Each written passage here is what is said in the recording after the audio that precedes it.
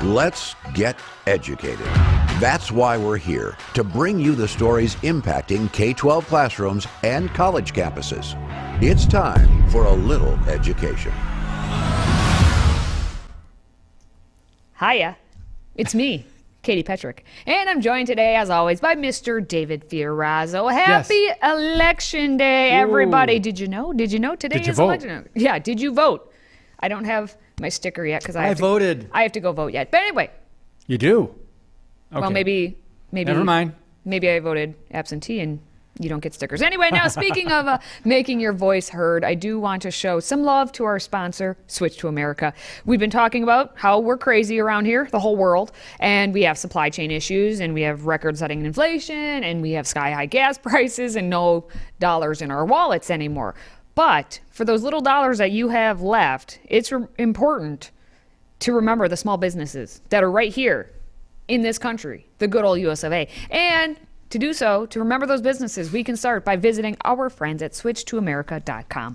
That's right, Katie. Switch to America. Visit switchtoamerica.com right now to see all the alternatives to the everyday items you use that are made right here in the USA. Again, switchtoamerica.com. If you love this country, please support American companies.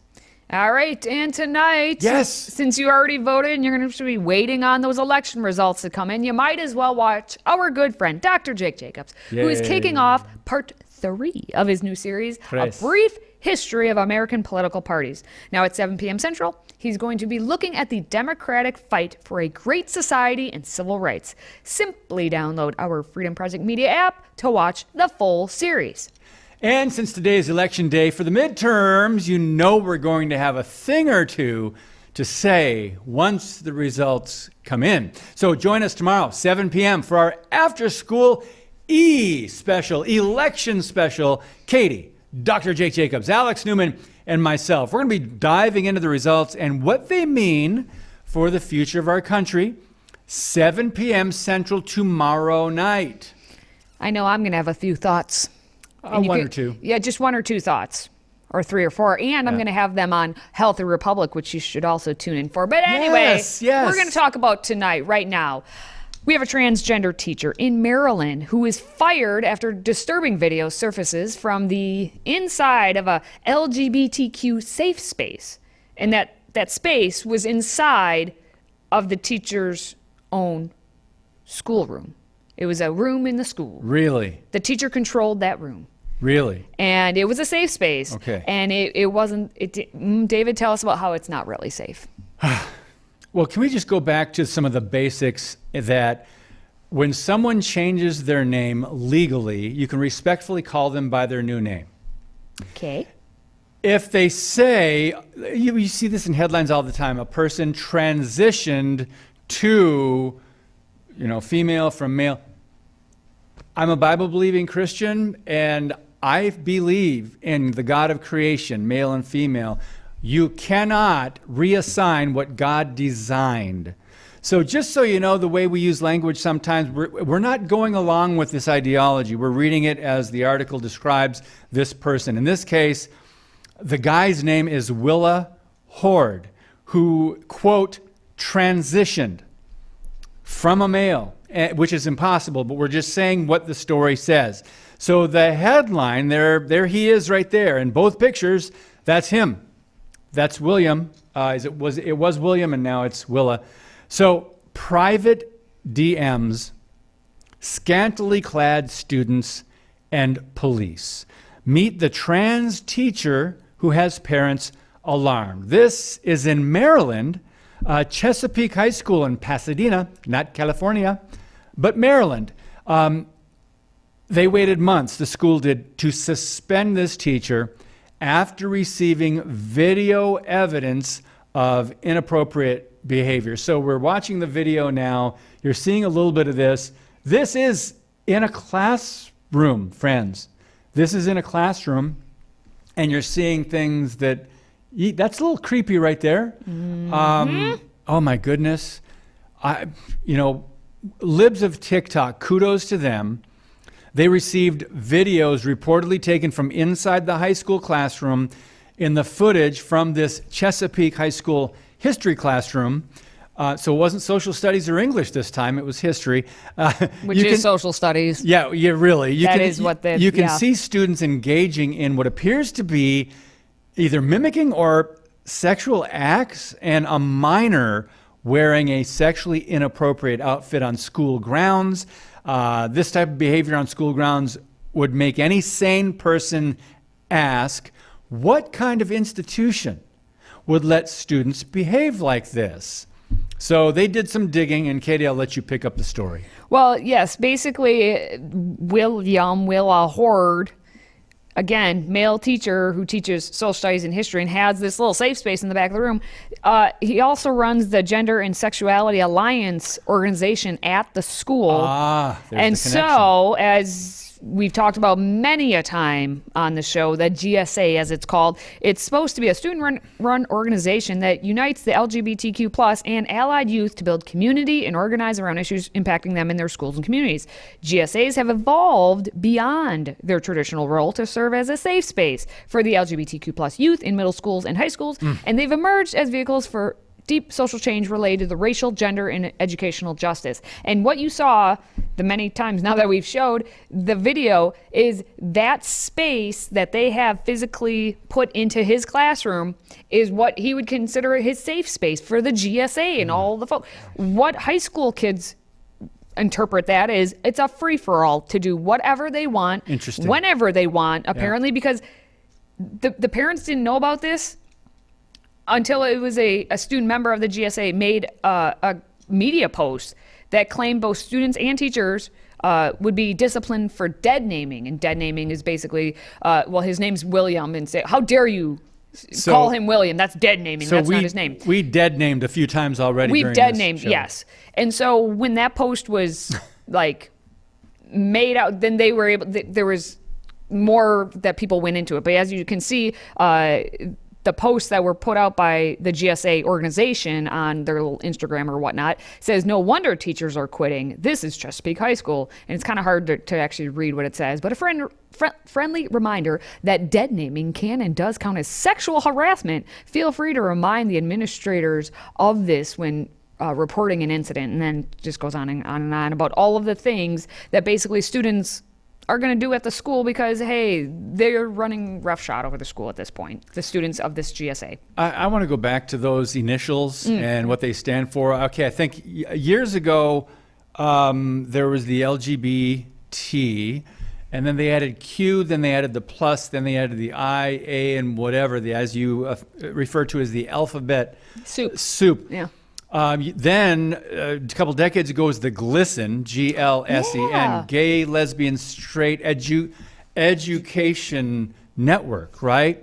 And now there's GSA, and this was new to me, Gender and Sexuality Alliance. This is in your son or daughter's school if they go to a public school. GSAs are around the country now. Don't say, oh, I live in a small town. They're not in my son or daughter's school. Oh, yeah. That would be a bit naive. By now, I hope you recognize that. So why do we do this? We're trying to raise awareness about what is actually happening.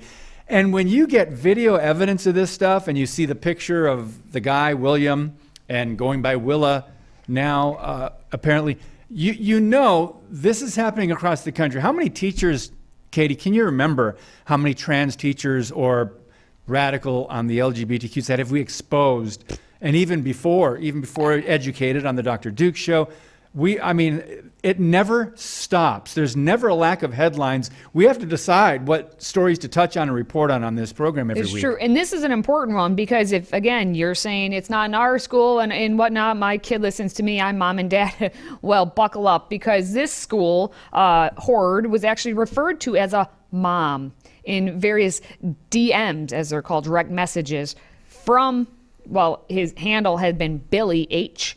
And so Billy H would be messaging your students. What?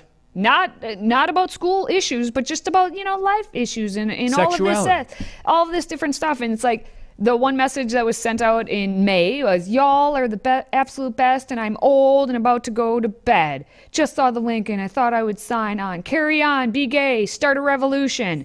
Yeah, we have mom's permission to go cause chaos. That's one student writing back to Billy H. calling the teacher my mom Ooh. or your mom, like mom. Yikes. And so, Well, Katie, it does take a village. I'm kidding. I'm It kidding. does take a village. All right. But yeah, this is what Billy is spending time doing, is messaging your kids at nighttime, saying, "Hey, go out and be free." And then when they graduate, he's all excited, congratulating the people who graduated in May of 2022. Saying, now that you have graduated, I can be reached by private message for all the info on tattoo, politics, and religion. So, I mean, great. You think that the teachers have them until they're 18 and they graduate? No. Then they really have them afterward. Wow. Still to come, a university in Wyoming makes history, welcoming the first biological man into a sorority. What could go wrong? Said Pandora's box. Stay with us. That's next. If you have a smartphone, tablet, Roku, or Apple TV, consider downloading the FreedomProject Media app. It's 100% free and includes all of our weekly shows, plus lecture series, archive programs, and award-winning animated videos for families like the Presidential Minute, Battles of America, and Heroes of the West. Don't rely on the social media giants to keep you informed. Simply download the Freedom Project Media app from your app store and allow notifications. And we'll let you know when a new video is ready.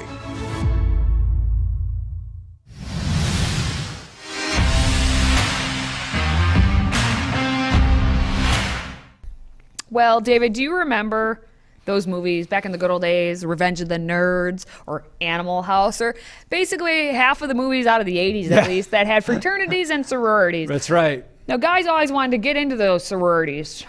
But women, never the fraternities. I always I would never marveled want at to that. step into a fraternity either. But hey, it's 2022. Just claim you're a girl and then you can join those sororities. You don't need to sneak in anymore. You just say, hey, I'm a girl, let me in.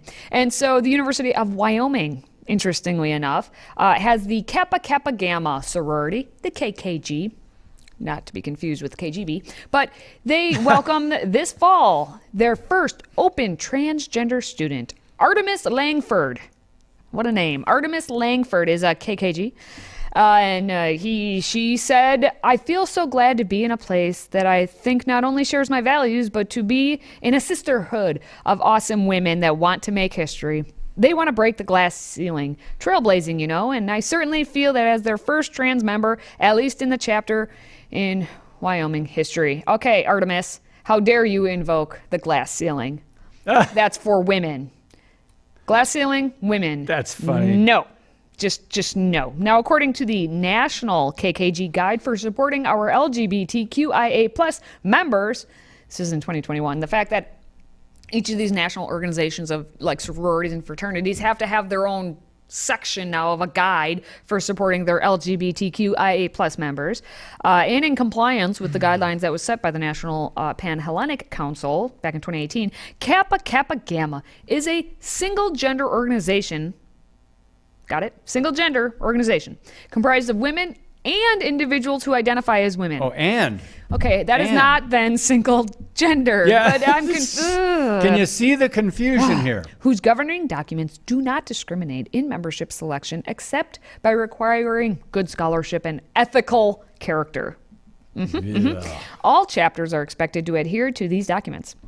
Still, they do say that each chapter has a final choice of their members, and one must be accepted based on majority vote. And so Langford's acceptance, therefore, it's a result of the local acceptance by the University of Wyoming students, females, mostly all of them, I guess, at this point. Now, as Langford also said, our Greek life here on campus, and I think nationwide as well, offers so many resources and so many opportunities, and I am really glad that people can partake in that and be welcomed and not afraid that they'll be rejected.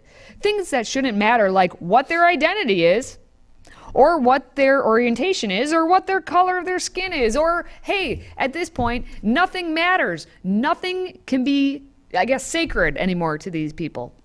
You couldn't have just started your own, like, hey, trans organization. Leave the Greek organizations alone, because you know what? when the Greek organizations were first founded, pretty sure they did not allow for this whole transing of their organizations. There were fraternities and sororities. That's it. Let them be what they are. I'm wondering how far back I need to go here, but I won't go back too far. Just 2017, and he used the word partake. I wish more people would partake in the truth. In my book, Redefining Truth, I wrote about when Target was first changing their laws and adding transgender bathrooms in their bathroom policy in their stores. I wrote about many headlines that you never saw because the mainstream media went along with the charade and the delusion of men posing as women or boys posing as girls to go in there. They would put hidden cameras. You can look at, there's documented headlines, men or boys arrested for trying to get pictures of girls in these restrooms, in Target, in dressing rooms, and other places, other corporations that went along with this. We know the issue in girls' sports, in women's sports, with men competing. Now we've got sororities, so the question is, nothing's sacred anymore, and it's not, and that's part of the plan. Part of the plan is to destroy, to deconstruct the idea of gender. It's malleable, it's changeable, right? Because they have redefined truth, they've rejected God.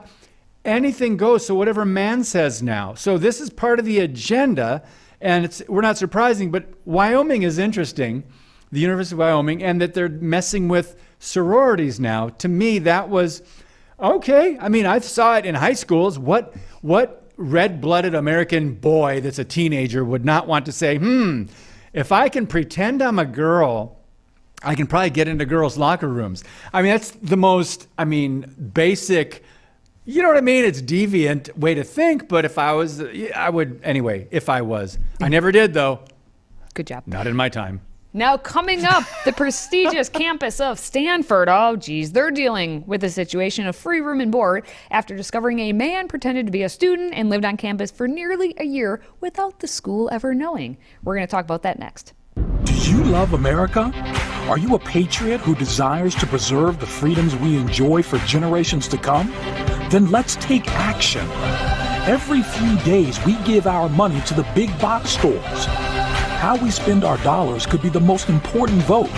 Do these stores promote freedom and American values? Is that where we should be buying our everyday household products for the rest of our lives? What if we just stopped? What if we shopped with a family-owned manufacturer who believes in preserving our freedoms? That's why SwitchToAmerica.com was created. SwitchToAmerica.com gives patriots the ability to walk away from the big box stores forever. This is a movement that pledges allegiance to the flag of the United States of America. SwitchToAmerica.com. Take action if you love this country. Here is a great way to show it. SwitchToAmerica.com.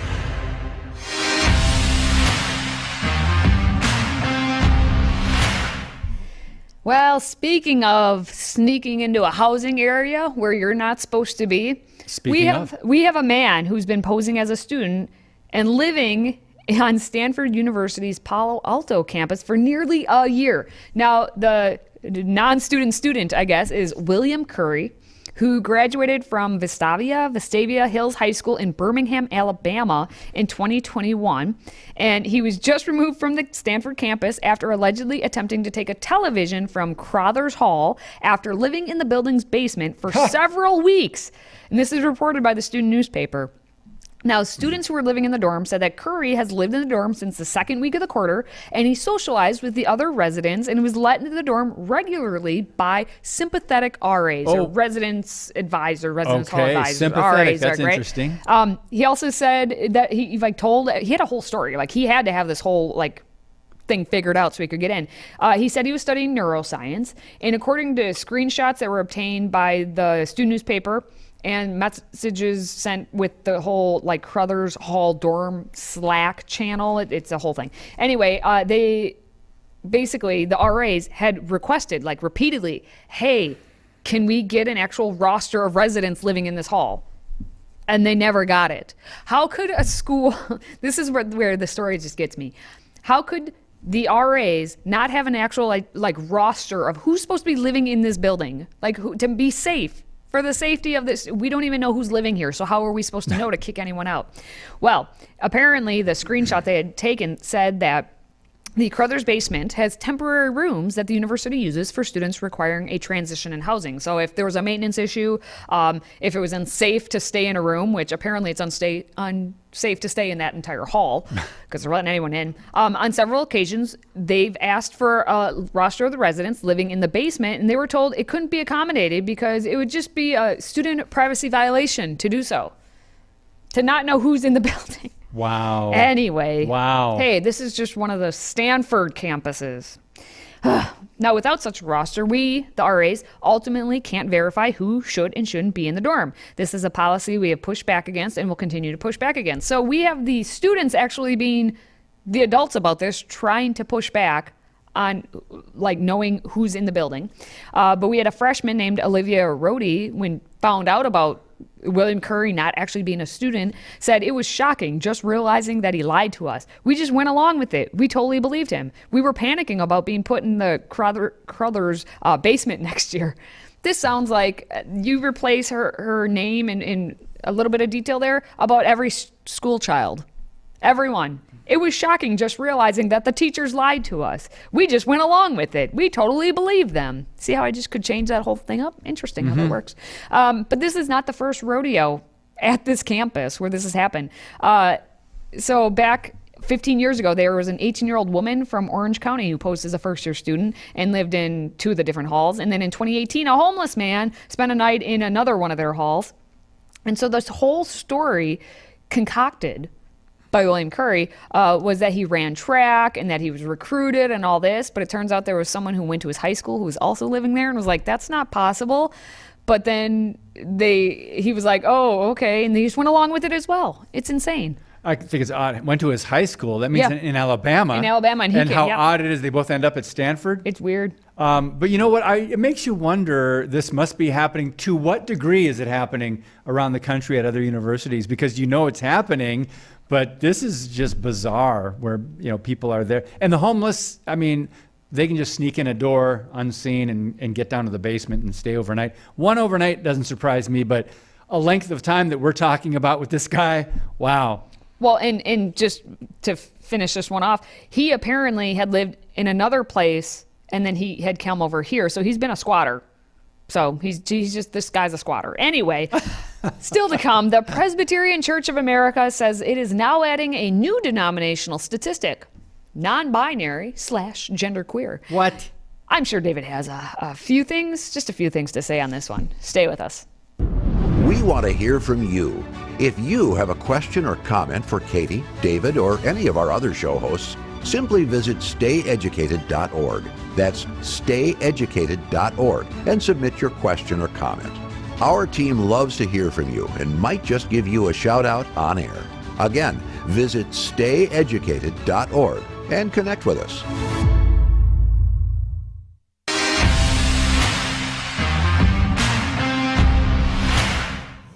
Okay, I need to go back to the basics on this one. Just disturbing but not surprising, and my apologies if you belong to the Presbyterian Association in that denomination in America. But what is a church?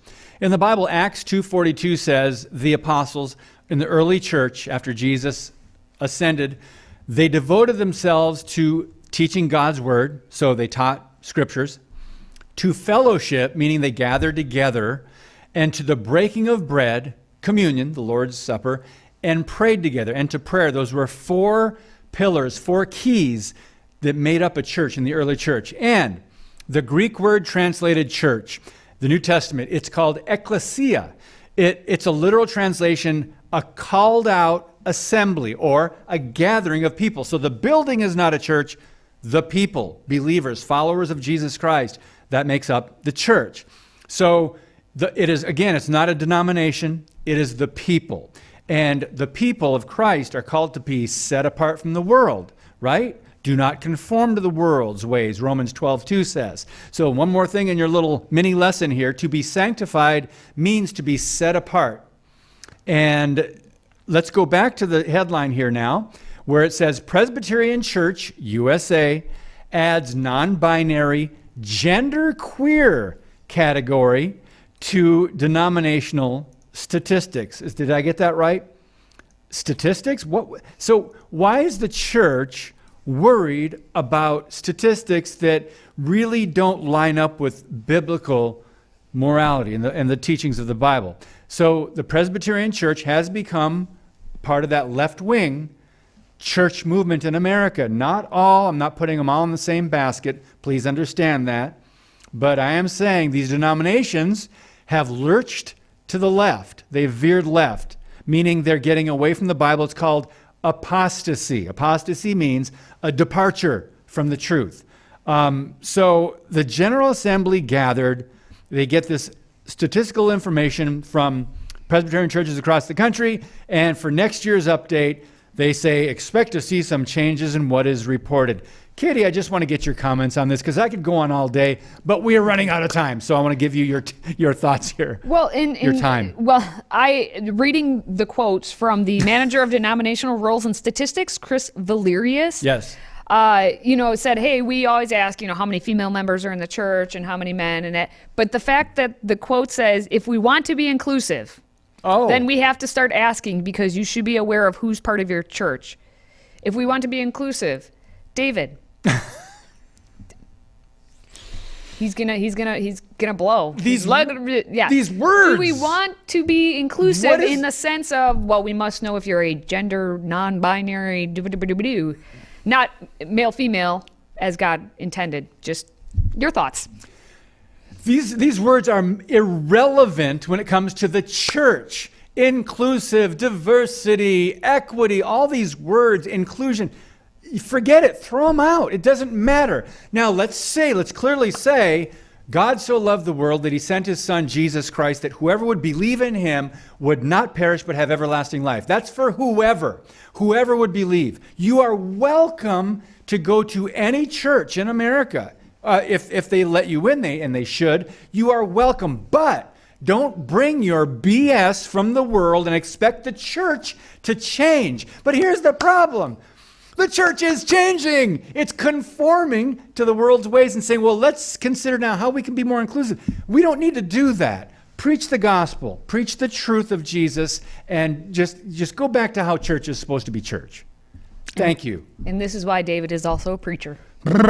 All right. Well, hey, you out there, after just watching this, you may have a little aggression to get out as well. So maybe if you just go click and hit that like button.